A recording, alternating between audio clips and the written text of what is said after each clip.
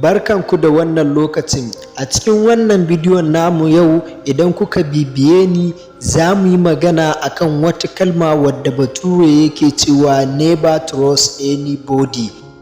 Kada ka taɓa yarda da kowa. Sabida idan mutane sun kasance suna tare da kai a yau, gobe za su iya juya maka baya, wata rana za su iya zagin ka. Sabida rayuwa tana koya mana cewa aminci ba a ba da shi gaba ɗaya. Ya kamata ka gane mutane suna canzawa, yanayi yana canzawa, abinda kake faɗa yau wani zai iya yin amfani da shi gobe domin ya cutar da kai.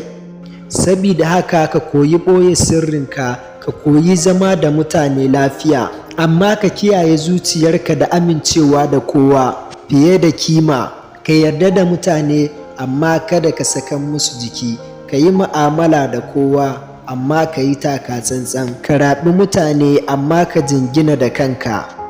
Ka tuna cewa mutum ba zai taɓa baka kariya ba sai ka kare kanka. Kada ka yarda da kowa sosai, domin a yau mutanen da suka kasance suna nuna yardarsu akan mutane su ne aka fi cutarwa. Bari in baku wani misali.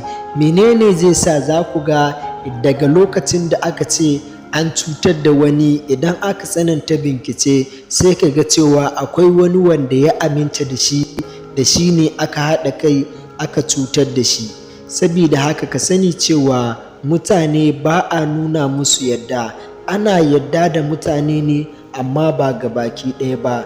Daga yau ya kamata ka iya sani irin yardar da za ka ke yi wa mutane, sabida mutane da dama a yau sun halaka sakamakon yardar da suke nuna ma mutane.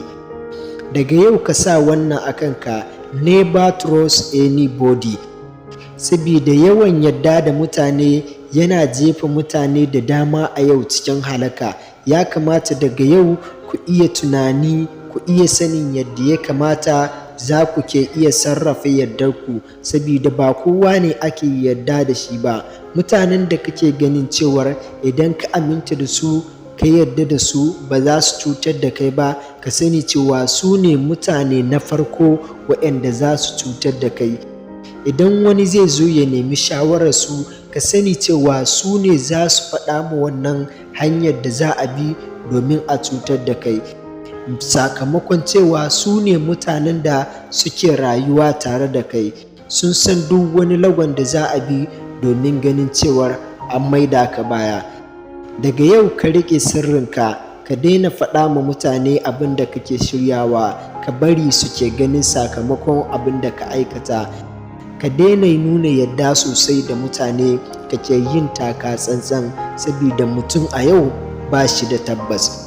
Idan kun ji daɗin wannan bidiyon nawa, ina roƙonku da ku taimaka min ku danna like a ƙasan wannan bidiyon, sannan ku danna subscribe akan wannan tashar tawa, sannan ku yaɗa wannan bidiyon domin wasu 'yan uwa ma su ji su amfana.